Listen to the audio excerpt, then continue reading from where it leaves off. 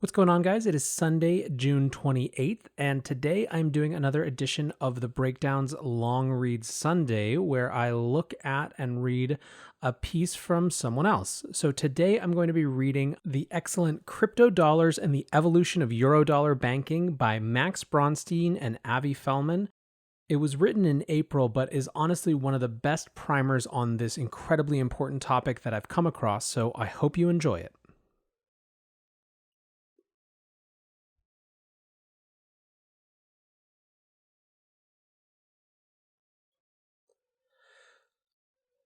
Overview. While Bitcoin is rapidly assimilating into the global monetary picture, the dollar is unequivocally the world's reserve currency, given its dominance in world trade and the scale of the global demand that exists for dollar-denominated debt. Furthermore, there is a massive supply-demand imbalance in the dollar market today, particularly exacerbated by foreign entities who need dollar liquidity to service their debts and to trade with other countries.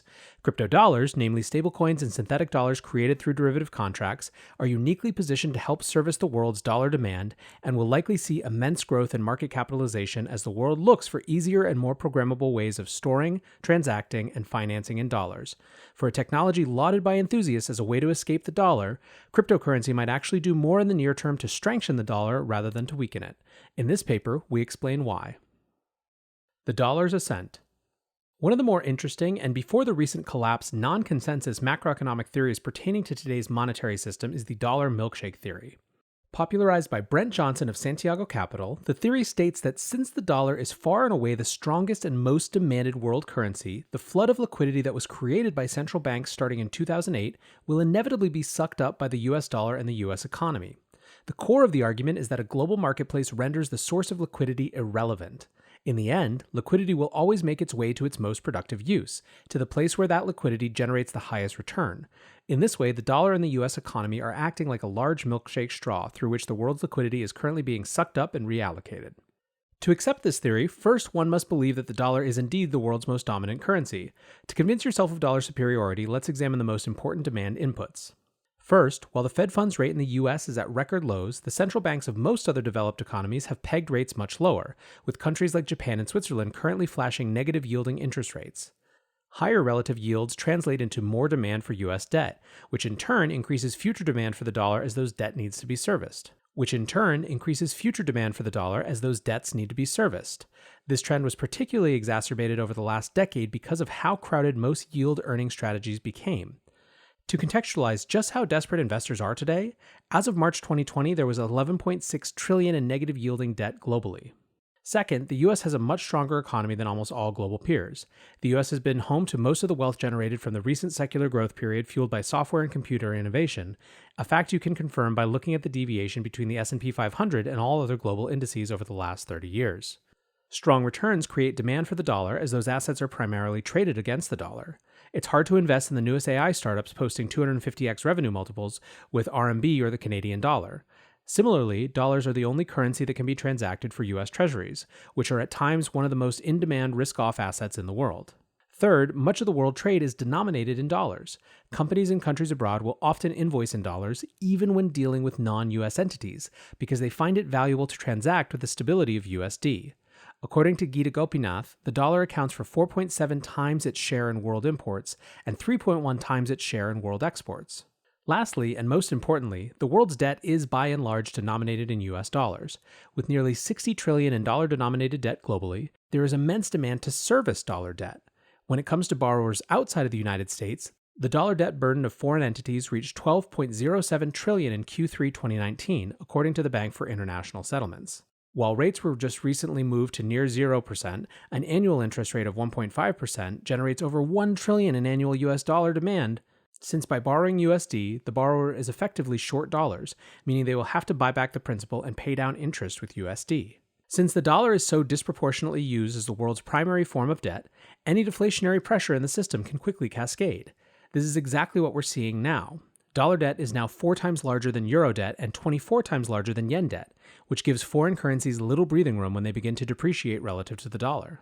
Alongside ubiquitous use of the dollar to purchase oil within the petrodollar system, the need to hold USD to service debt is one of the largest drivers of dollar demand. According to the IMF, global central banks hold around $6.75 trillion in dollar claims, over half of all their currency reserves. Assuming the trajectory US dollar debt grows, central banks will need to buy even more USD to pad their reserves. Over time, all of this culminates in a global short squeeze on the dollar. If this theory is to play out as described, it would be one of the most destabilizing forces in monetary history. The dollar's strength would cripple capital markets and cause foreign currencies to collapse, which in turn would lead to debt defaults and subsequent money printing. The only way for politicians to dig themselves out of a mess that calamitous would be to restructure global order, similar to the introduction of the Bretton Woods system in the Plaza Accords. In the former, the world's most powerful governments attempted to stabilize the international monetary system by pegging foreign currencies to the dollar and the dollar to gold. In the latter, G5 countries came together to devalue the dollar in an effort to stabilize foreign trade and make U.S. exports more enticing. If history is any indication, a global monetary restructuring will likely come with both currency and institutional debasement. Now, we don't have a crystal ball for the future of the global order, so the rest of this discussion will focus on the world's immediate demand for US dollars, how that demand is serviced, and how those services might change over time. This demand spans the entire spectrum of economic actors, from workers in developing countries to the world's largest central banks. Everyone wants and needs dollars. And getting access to the dollar isn't always easy. It usually involves obstacles imposed by either the US government or foreign governments enforcing capital controls. With greater debt deflation abroad and geopolitical tensions, there's a sizable amount of pent-up demand for more seamless dollar distribution sources. Enter cryptodollars. As we'll discuss, it's very likely that growth for cryptocurrencies in the short term is fueled by economic actors using them as rails to access the dollar, rather than demand for the dominant underlying assets, Bitcoin and Ether. Eurodollars and the shadow banking system. To understand the importance of cryptocurrencies as a conduit to access and move around dollars, it's important to first lay out how dollars move throughout the world today. More specifically, how dollars move around outside the US financial system. There are many pieces of infrastructure that encompass offshore USD banking, but this piece will focus on two elements: the shadow banking system and Eurodollars. The shadow banking system involves what its name implies, the facilitation of banking services, primarily the creation of credit, outside the realm of a regulated financial system. Despite the ominous name, shadow banking isn't all that sinister. The shadow refers more to the general lack of insight and transparency than to illusions of illegality. Like traditional banks, entities in the shadow banking system issue credit to counterparties who want liquidity, with the main difference being that they lend against securities rather than commercial deposits. Using securities as collateral dramatically expands the total available collateral as the market sizes of corporate debt and federal government debt far exceed the total size of commercial bank deposits. In fact, the ratio of corporate debt and federal debt relative to total commercial bank deposits is 2.26 to 1. Since shadow banks aren't lending against commercial deposits, they're not beholden to the Fed's liquidity and capital requirements, giving them the leeway to use more leverage than a traditional bank. Coupled with the fact that the collateral base against which they can lend is also larger, the shadow banking system has become a massive source of dollar funding in the world. The growth of the shadow banking sector took off in the early 2000s and reached a climax in 2007, with an estimated $60 trillion in assets. Since then, it's been estimated that the system has shrunk in size, but the innate lack of visibility into the market makes it hard to size with precision. At the end of the range, the Financial Stability Board has estimated a market size of nearly $100 trillion in 2016. Given the size and liquidity of the shadow banking system, it serves as a good barometer for how much demand there is for the US dollar. The primary use of the shadow banking system is to access dollar liquidity, and the sustained growth of the system shows that the dollar demand is steadily increasing. According to the Financial Stability Board, the shadow banking system's OFIs was the fastest growing in terms of financial assets held. Recent rumblings in the repo market show both how strong the imbalance is between supply and demand for the dollar, as well as the importance of the shadow banking system within the global economy. For context, repo markets are a massive source of dollar funding where financial institutions can collateralize securities, more specifically high-quality liquid assets, to get short-term loans. The repo market is crucial to capital markets because it provides a cheaper and more efficient way for financial institutions to get access to dollar liquidity relative to borrowing from commercial banks. In theory, greater liquidity acts as a lubricant, enabling market participants to more efficiently engage in price discovery, settle transactions quicker, and collateralize derivative exposure. In the fall of 2019, the Federal Reserve had to directly intervene in the repo market, as the collateral repo rate shot up to something around 8% APR. Typically, banks act as lenders in repo transactions, but due to a multitude of factors, banks had no cash to supply. For one, banks had deployed a lot of their idle cash to purchase government bonds over the previous 2 years. The Fed unwinding their balance in 2017, the Trump tax cuts in 2018, and an escalating trade war in 2019 flooded the market with treasuries that banks were forced to purchase.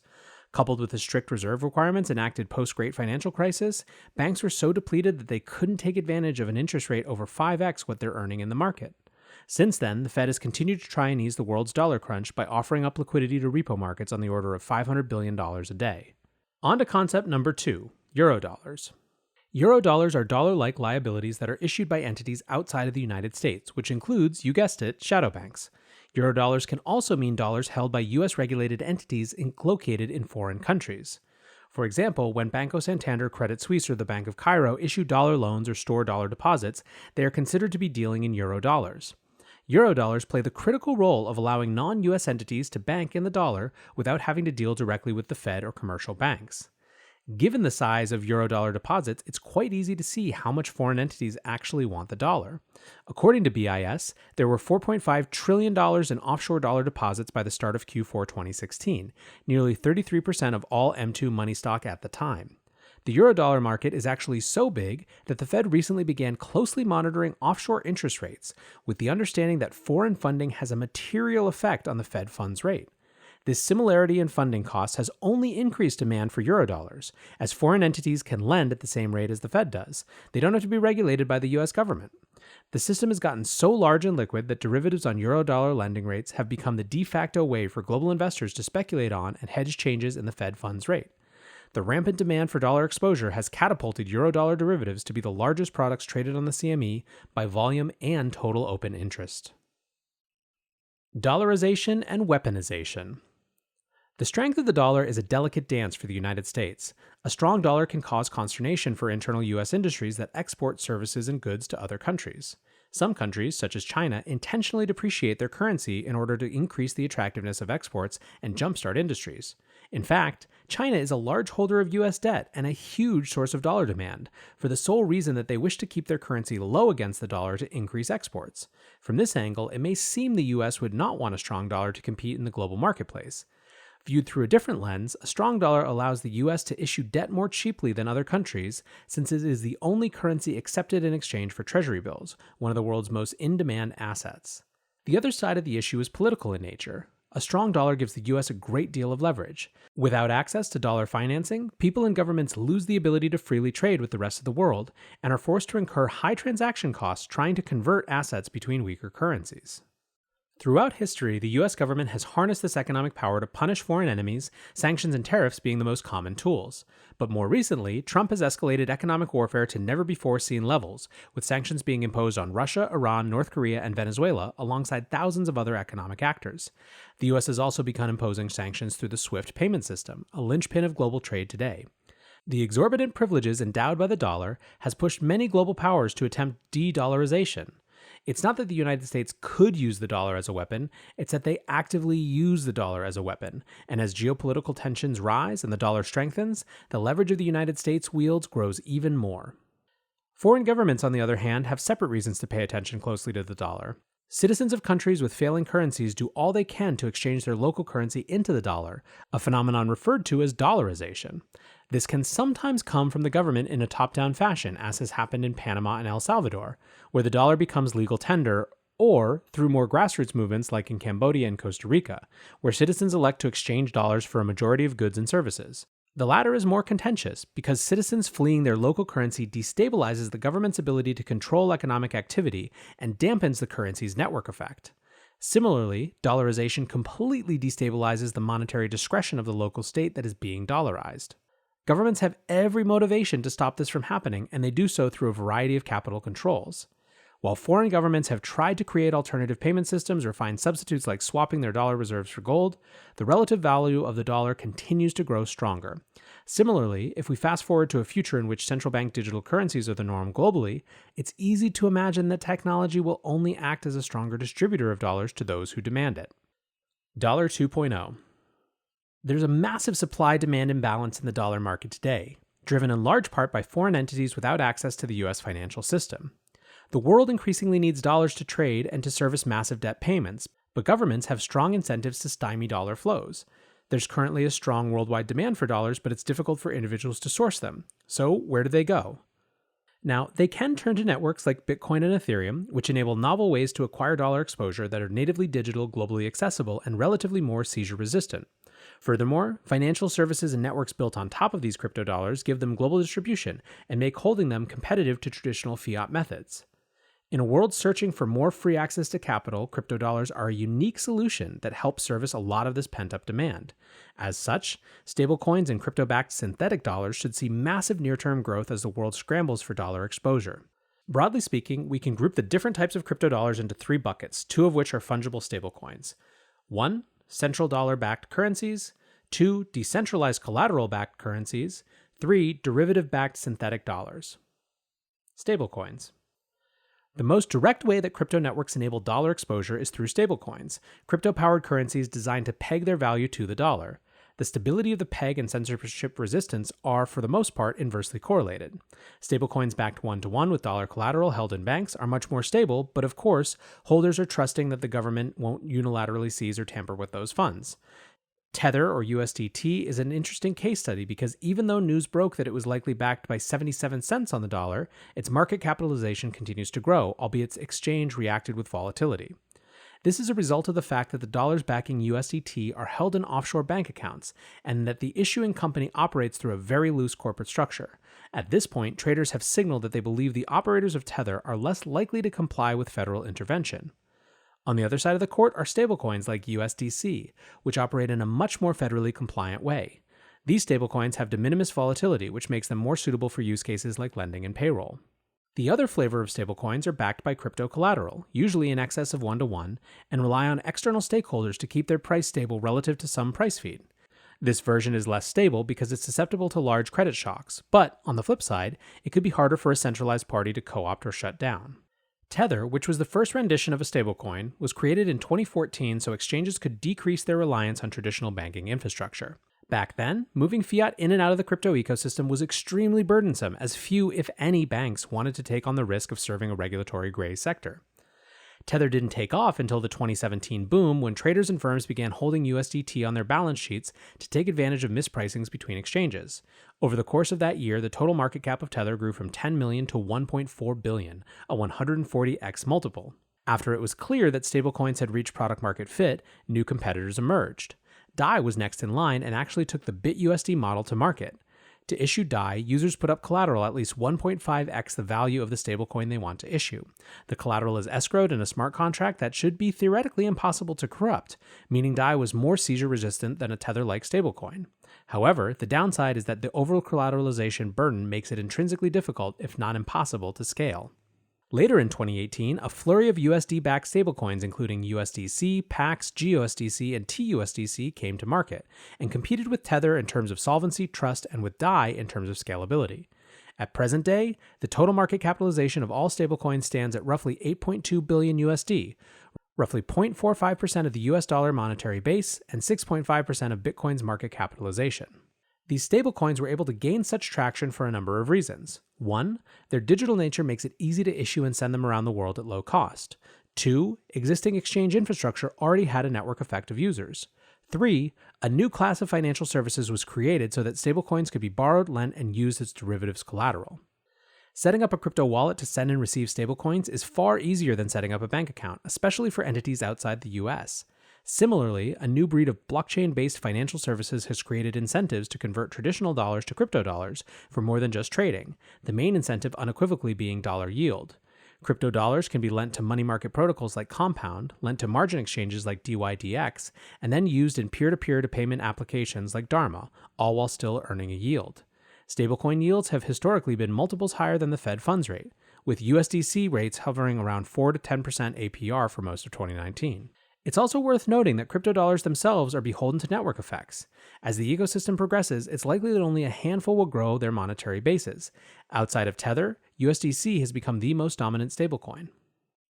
HyperCryptodollarization. Using cryptocurrencies to get exposure to the dollar has been the untold story of the space since 2018. Fast forward to today, billions in crypto dollar loans have been originated, and billions of crypto dollars are earning an interest that far exceeds the yields available at the world's premier financial institutions. Better yet, crypto dollars are far easier to onboard and transact in compared to traditional financial infrastructure. With such rampant global demand for the dollar, it's very likely that cryptocurrencies actually further entrench its strength, ushering in a world of hyper-crypto-dollarization. What does this future look like? Which use cases will be crypto-dollarized the most?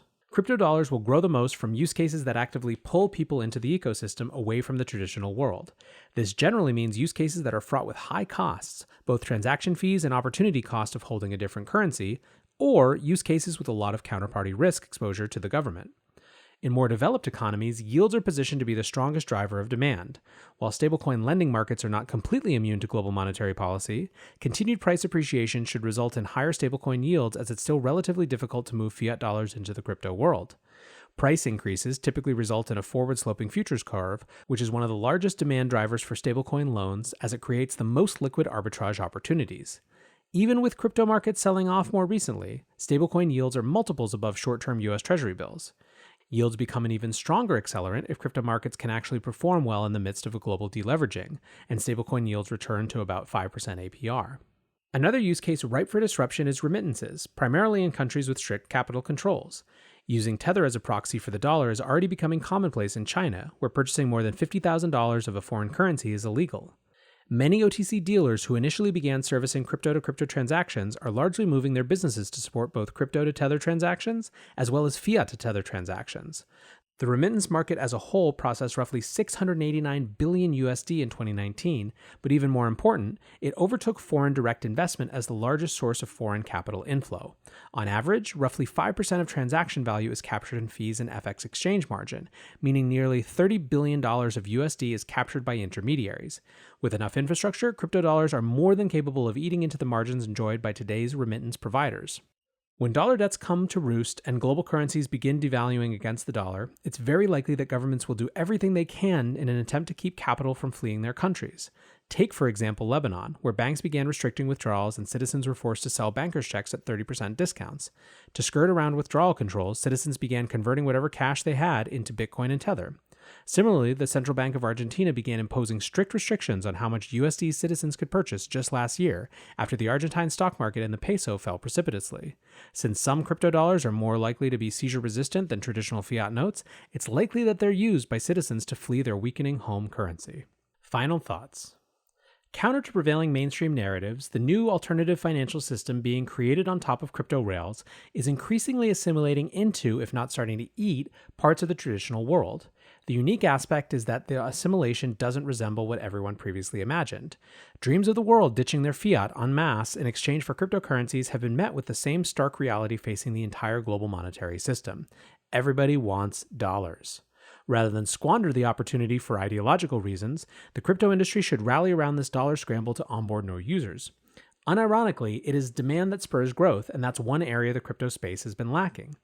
What does a strong dollar and increased crypto dollar usage mean for Bitcoin? From a macro perspective, there's the argument that deflation induced by a strong dollar will be damaging to Bitcoin because the world perceives it as a risk-on asset.